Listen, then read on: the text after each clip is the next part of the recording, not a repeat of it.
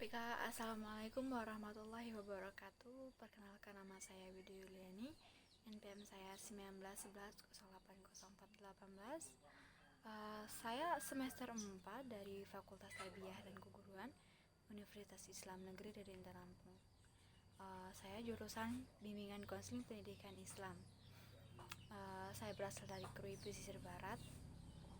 Baiklah, di sini saya akan memenuhi tugas akhir dari mata kuliah Pendidikan Lingkungan yang diampu oleh Bunda Mulyati MPD. Oke, di sini saya akan memerankan sebagai dua karakter ya. Yang pertama sebagai Widya dan yang kedua sebagai Yuliani. Maaf ya nama saya semua itu. Ya tapi nggak apa-apa karena saya tidak memiliki teman untuk membuat tag video. Jadi saya membuatnya sendiri menggunakan dua karakter yang berbeda.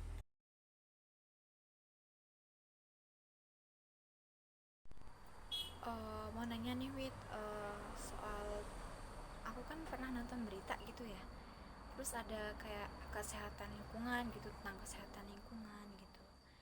Nah, aku ini belum paham gitu apa sih kesehatan lingkungan. Siapa tahu dia bisa jelasin gitu dari pengertian dari kesehatan lingkungan. Nah, oke, jadi kesehatan lingkungan itu adalah suatu ilmu dan seni dalam mencapai keseimbangan antara lingkungan dan manusia. Ilmu dan juga seni dalam pengelolaan lingkungan sehingga dapat tercapai kondisi yang bersih, sehat, nyaman, dan aman serta terhindar dari gangguan berbagai macam penyakit. Dari definisi aku, kesehatan lingkungan itu yang lingkungan yang terhindar dari berbagai macam penyakit. Contohnya terhindar dari nyamuk ya. Nyamuk itu kan akibat dari tumpukan sampah yang berlebihan, terus air yang tergenang di mana-mana gitu ya. Itu termasuk lingkungan yang tidak sehat ya. Jadi lingkungan yang sehat itu lingkungan yang terhindar, yang tidak adanya penyakit-penyakit yang di sekitar rumah kita ya. Makanya kita sebagai mahasiswa harus bisa ya membersihkan lingkungan kita sendiri supaya kita terhindar dari penyakit-penyakit yang membahayakan. Oh gitu ya. Nah, terus cara pemeliharaan kesehatan lingkungan itu gimana biar lingkungannya sehat gitu? Oke, cara pemeliharaan kesehatan lingkungan yaitu yang pertama, mulai dari lingkungan rumah kita sendiri. Hal yang paling sederhana yang bisa kita lakukan untuk menjaga kesehatan lingkungan adalah dengan menjaga kebersihan rumah dan halaman kita. Karena kebersihan rumah dan halaman akan membuat kita menjadi lebih terbiasa untuk membersihkan lingkungan lainnya. Pastikan kita selalu menyapu rumah setidaknya 2 kali sehari ya. Sapu juga halaman rumah setidaknya 2 kali dalam seminggu. Baik, yang kedua yaitu mendaur ulang. Ada banyak jenis sampah yang sangat mengotori lingkungan sekitar yang sebenarnya bisa didaur ulang dengan baik. Misalnya saja memanfaatkan kaleng dan botol bekas untuk dijadikan wadah apapun. Kaleng bekas bisa dirubah menjadi sebuah pot bunga dan bahkan kita juga bisa menghiasinya. Ini akan menjadi hal yang positif dibandingkan dengan membiarkan sampah yang menumpuk dan akhirnya menjadi penyakit dan sarang nyamuk. Baiklah, yang ketiga yaitu pembuatan pupuk kompos. Pupuk kompos bisa dibuat dari sampah organik. Daripada membiarkannya terbengkalai dan membusuk sehingga menimbulkan bibit penyakit, lebih baik jika diolah menjadi pupuk kompos yang berguna bagi pertanian dan perkebunan, sehingga pertanian dan perkebunan tanamannya menjadi subur dan keuntungannya juga menjadi milik kita kan. Baiklah, yang keempat yaitu tidak membuang sampah sembarangan. Nah, masih banyak sekali kan banyak masyarakat yang sering membuang sampah di sungai gitu. Nah, hal ini penting dalam menjaga kebersihan lingkungan adalah untuk tetap tetap membiasakan hal-hal baik seperti kebiasaan membuang sampah pada tempatnya. Jangan membiarkan sampah bertebaran di mana-mana tanpa peduli untuk membuang di tempatnya. Bahkan jika memungkinkan, selalu menanamkan pada diri kita masing-masing untuk tetap menjaga kebersihan dengan memungut sampah yang berserakan di jalanan, membuangnya pada tempat yang seharusnya. Walaupun kita bukanlah petugas kebersihan, kita harus tetap menjaga lingkungan kita ya. Tidak enak itu melihat sampah-sampah bertebaran di mana-mana gitu. Bahkan di daerah kita Krui ya, di pantai Krui itu banyak sekali sampah yang bertebaran di mana-mana gitu. Dan kadang-kadang juga masyarakat peduli, kadang-kadang juga tidak. Tapi keseringan masyarakat tidak peduli karena merekalah yang membuang sampah di situ. Terus yang kelima yaitu memisahkan jenis sampah. Menggunakan jenis tong sampah yang berbeda untuk sampah anorganik dan sampah organik adalah hal yang baik, karena sampah organik adalah sampah yang bisa diolah dan dijadikan pupuk, sedangkan sampah anorganik, sebagian dari sampah tersebut juga bisa dijadikan furnitur tertentu. Memisahkan kedua jenis sampah ini akan membantu dalam proses pengolahan. Terus yang keenam yaitu kegiatan gotong royong. Hal penting lainnya adalah untuk membantu rutin membiasakan kebiasaan gotong royong sesama warga. Ini tidak hanya membantu membersihkan lingkungan sekitar, namun juga akan membantu dalam mempererat jalinan kerjasama antar keluarga. Nah, biasanya kegiatan gotong royong ini akan dilakukan setidaknya sekali dalam seminggu agar lingkungan benar-benar bersih dari sampah. Jadi, sangatlah penting untuk menjaga kekompakan antara warga agar bisa sama-sama mewujudkan kebersihan lingkungan yang dibutuhkan oleh semua orang. Nah, yang ketujuh yaitu meremukkan sampah. Kebanyakan sampah anorganik seperti botol plastik maupun kardus dan lainnya akan membuat volume sampah menjadi lebih banyak. Jadi hal penting yang bisa kita lakukan untuk mengurangi jumlah volume sampah adalah dengan meremukkannya. Itu ya. Nah, terus apa saja sih masalah-masalah kesehatan lingkungan itu?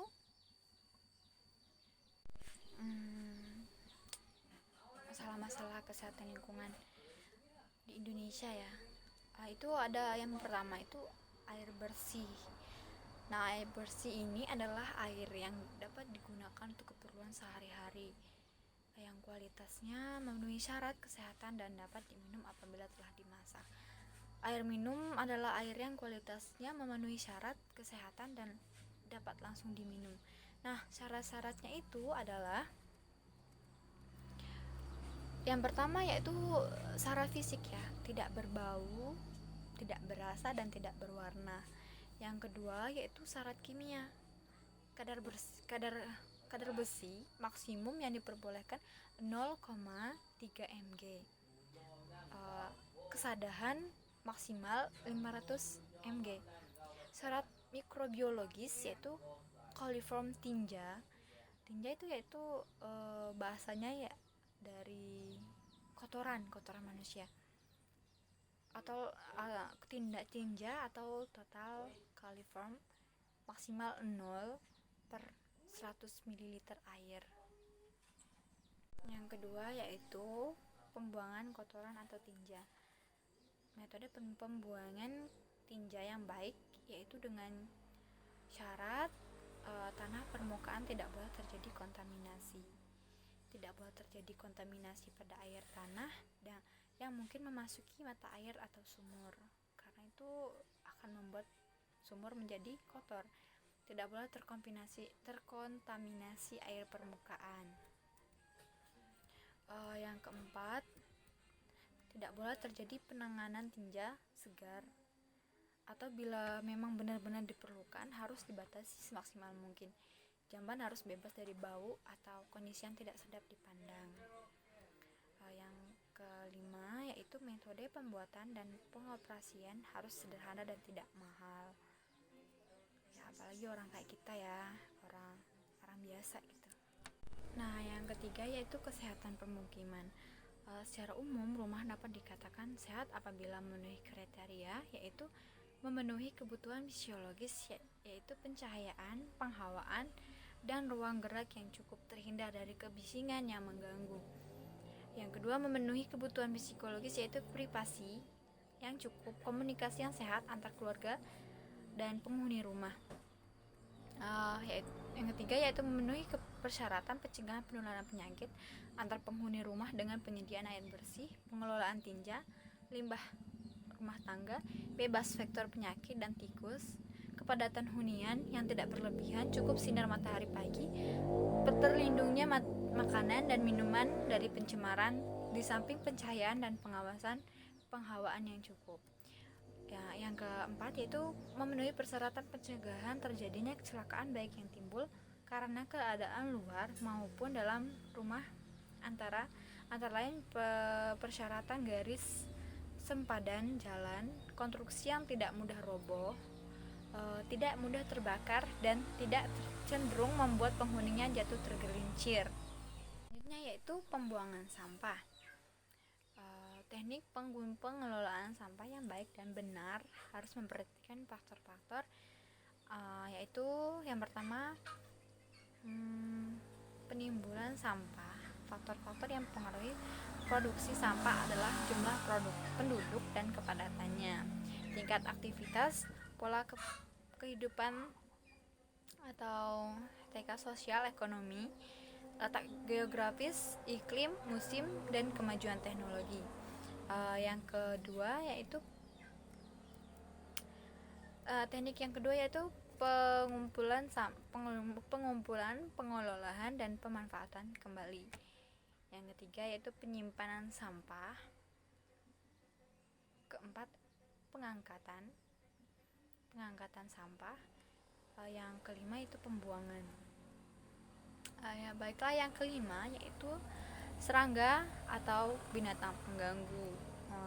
Serangga sebagai reservoir atau habitat dan survival, bibit penyakit yang kemudian disebut sebagai vektor, misalnya pinjal tikus untuk penyakit pes atau sampar, nyamuk Anopheles sp untuk penyakit malaria, nyamuk Aedes untuk demam berdarah atau DBD, nyamuk Schulte untuk penyakit kaki gajah atau filariasis.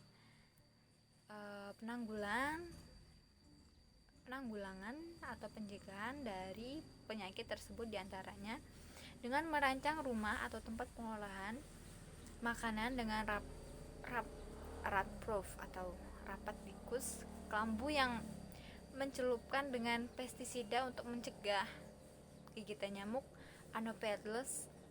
Gerakan 3M yaitu menguras, mengubur, dan menutup tempat penampungan air untuk mencegah penyakit demam berdarah. Penggunaan kasa pada lubang angin di rumah atau tempat pestisida untuk mencegah penyakit kaki gajah, dan usaha-usaha sanitasi. Yang keenam yaitu makanan dan minuman. Sasaran higienis sanitasi makanan dan minuman adalah restoran, rumah makan, jasa boga, dan makanan jajanan yang diolah oleh pengrajin makanan di tempat penjualan dan atau disajikan sebagai makanan siap santap untuk dijual bagi umum. Selain yang disajikan jasa boga, makan, rumah makan atau restoran dan hotel. Persyaratan higienis dari makanan dan minuman tempat pengolahan makanan meliputi 8 cara, yaitu yang pertama, persyaratan lokasi dan bangunan, persyaratan fasilitas sanitasi, persyaratan dapur, ruang makan dan gudang makanan, persyaratan bahan makanan dan makanan jadi, persyaratan pengolahan makanan, persyaratan penyimpanan bahan makanan dan makanan jadi, persyaratan peralatan yang digunakan. Terima kasih.